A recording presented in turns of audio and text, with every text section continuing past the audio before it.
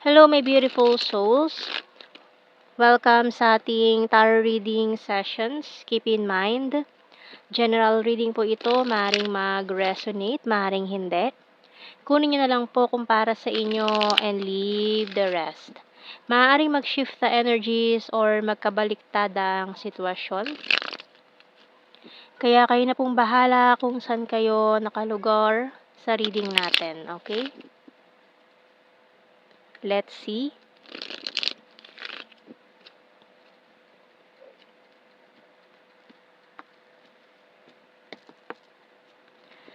Whoa! First card, Tower card. The King of Pentacles and the Seven of Swords. Nako po. The Star. Page of Wands, Ten of Pentacles, Five of Wands. And the Seven of Cups. Bottom card, Ace of Pentacles. Okay. So, ayun.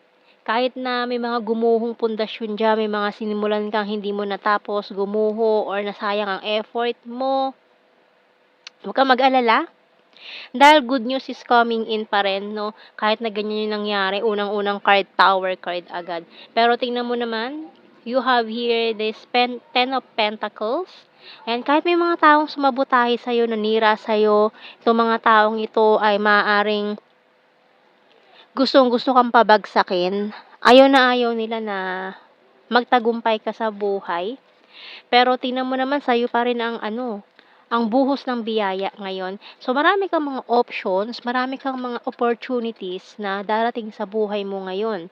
So, ang gagawin mo lang, mamili ka ng tama, piliin mo yung kung alin sa iniisip mo ay the best, no? Kasi, isa sa mga options na to nagpapanggap na maaring big opportunity for you pero maaring scam pala. So, yun ang iiwasan mo. So, we have here airplane. So, for some of you, parang may nagpaplano mag-abroad. So, mag-ingat sa mga agency, sa mga tao na tutulong sa'yo, tutulong kuno sa'yo, kasi maaaring lokohin ka ng mga ito, no? So, maaaring ma-scam ka or mapunta ka sa mga agency na hindi legal, mga ganyan. So, maaaring um, masayang lahat ng effort mo, kaya maghintay ka ng right time, okay? So, wag mo mamadaliin ang proseso, wag mong idadaan sa mabilisan. Okay lang yung slowly but surely, kaysa yung mabilis nga, delikado naman, so maaari ka pang mapahamak. So, we also have here the snail and bell. So, mas okay na yung mabagal, no? Basta safe, secure, at sigurado ka. So, we have here the magnifying glass. So, ito mga plano mo, ano mo muna, background check, mag-research ka about doon sa company na pag-a-applyan mo, doon sa agency na papasukan mo, na tutulong sa'yo para dito sa pangarap mo. Okay? Kasi maaaring naloko ka na eh. Maaaring na-scam ka na, nitong pagkakataong ito ay lesson na for you para ngayon mas maging ka na, wais ka na, mas maging mapagmatsyag ka na, mas maging observant ka, mas maging wais ka nga talaga, no? So, we have here music, ayan. And bottom card, the rain. So, for some of you, maring Europe ang pupuntahan, ayan, with this Big Ben card natin dito with this rain, ayan. And dahil nga rainy days ngayon, maaaring ngayong bare months mo, ma-receive itong good news na paparating sa'yo.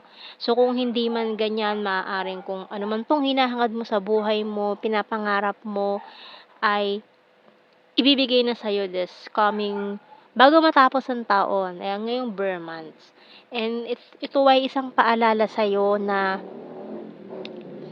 wag basta-basta susunggab agad dito sa mga opportunities na ito, grab agad.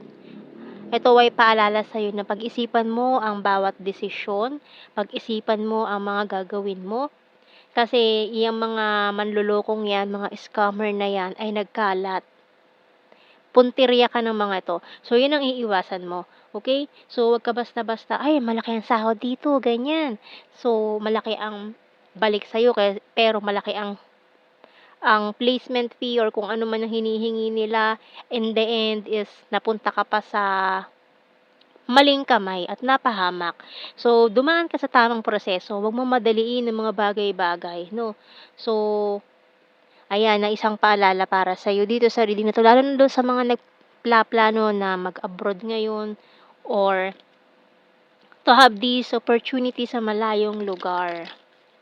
So, tingnan natin ano bang message ng archangels natin. So, kaya mas mainam mag-research ka muna. I-research mo yung company na ina-applyan mo, baka mamaya is imaginary company lang pala yun. I-research mo din itong agency na maaaring tumulong sa'yo. So, we have here teaching and learning. So, maaaring isa ka palang teacher na gusto mong mag-apply sa ibang lugar. So, by Archangel Zadkiel, keep an open mind and learn new ideas, then teach these ideas to others. So, itong mga pinagdaanan mo sa buhay, marami kang may inspire. Kasi, mukhang pinagdaanan mo na 'to dati, eh. Mukhang nangyari na 'to sa'yo, eh. Itong mga panlolokong ginawa ng mga taong ito sa'yo para pabagsakin ka, hindi ka magtagumpay. So, maaaring nangyari na 'yan before. So, dapat ngayon talaga mas wais ka na, alam mo na yung gagawin mo. No, lalo na pagdating sa pag-ibig, kung ilang beses ka na naloko, nagoyo ng mga taong yung mapagpanggap sa una lang magaling. So, dapat ngayon mas wais ka na. Hindi mo na dapat ine-entertain yung mga ganong klase ng tao na low ang vibration, low ang frequency.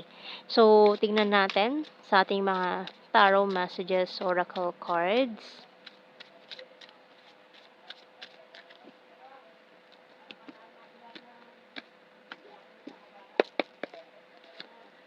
Willing to take the risk. Oh, may mga willing mag-take ng risk, pero siguraduhin lang na tama yung iyong binibigyan ng risk. Ayan, we have here, I'm a liar. Kasi nga, ayan o, yung mga sinungaling na yan, sa una lang magaling yan, or pakitang tao, bait-baitan, school of acting sa simula. Tapos, eventually, pag nakuha na nila yung gusto nila, na natrap ka na nila, and nilalabas na yung mga tunay nilang kulay. 'Di ba? So, yan ay isa sa paalala na mag-ingat sa mga transaksyon na gagawin. Ayan, crying over you feeling lost para hindi mawala. Hindi ka umiyak dahil maraming nawala. Powerful and discipline. The struggle is real. You're my happy pill. Strong and independent and can't sleep thinking of you all night long. Proud of you. Bottom card. So, and then, itong taong ito maaaring, from the past mo na din ito na maaaring iniwan mo or iniwan ka dahil lumayo, umalis, ay hindi naman makatulog dito kaiisip sa'yo. So, itong taong ito, proud siya sa mga narating mo sa buhay, 'no? Maaaring itong taong ito ay naging isa din sa mga struggles mo before, na ngayon nakikita niya na improving ka, maganda ang flow ng iyong career ngayon. So, this person is still thinking of you. Yan. So, tingnan natin. More messages dito. Kasi nakikita niya, strong and independent ka na ngayon. Hindi ka na yung katulad ng dati na madali lang niyang utu-utuin. Pero ngayon talaga nagbago ka na. I left when I saw you with someone. So, maring itong taong ito na nag-iisip sa'yo ngayon ay iniwan ka niya dahil meron siyang iba or nakahanap siya ng iba. I wish things could be different. I regret lying to you. So, marami talagang kasinungalingan. Isa na rin yung taong ito na nag-iisip sa'yo ngayon na maraming kasinungalingan na ginawa sa'yo before. I hide behind material things. Kasi nga more on material things ang priority nitong taong ito noon, not their emotions. It was my fault but I blamed you. May pagka-toxic pa. I wish I could share my good news with you. The timing just wasn't right for us and I left you before you could leave me. Hoy. And you don't know how hard it was to let you go. So, maaaring itong taon to, umalis siya. Kung ganun ang sitwasyon, umalis siya dahil may opportunity dumating sa kanya, nag-abroad siya, lumayo siya, or malayong lugar itong opportunity na ito na pinili niya over you, puwedeng gano'n. And then ngayon nagsisisi siya na mas ginawa niyang priority yung ano niya yon, yung pangarap niya, yung mga material things na yon, binitawan ka nitong taong ito. Kaya ngayon matindi yung ano niya, pagsisisi niya, regret dito. Ayan, mga kasinungalingan na sinabi niya dahil maaaring hindi mo siya papayagan kapag sinabi niya yung totoo sa'yo. So, tingnan natin yung mga initials natin dito. JC, KZ, ayan, sino yan? Si KZ and JC, NX, XM, B, Enye, S, bottom card A. Okay, so tingnan natin sa blue card. True love. So kung true love ito, willing ka ba mag-take ng risk? So we have your passion. So mag-iisip ka pa, passion or career? Or passion or career? Passion or love life? And guilty. Ayan, guilty siya sa mga nangyari. And tingnan natin sa general signs and messages.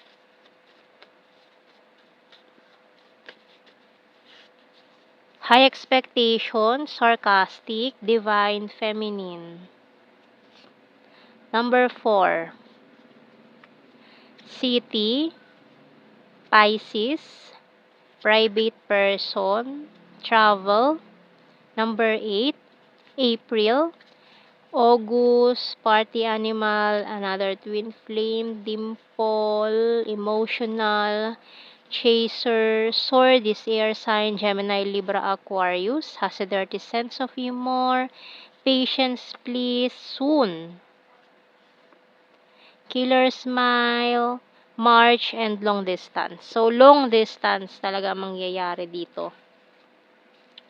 Ayan, lalo na kung maaring go signal ito for you na kunin mo yung opportunity na yun na to work abroad, pero mag-ingat ka lang kasi maaaring ma-scam ka or mag-ingat ka sa mga transaction mo. Ayan, so, and for some of you, maaaring kung pipiliin mo itong work na ito or opportunity abroad or sa malayong lugar, maaaring magkaroon ka rin ng long distance relationship, ganyan. So, maaaring nangyari na din from the past na after nyo magkaroon ng long distance relationship ay nagkaroon kayo ng separation kasi hindi kinaya ang long distance, mga ganyan.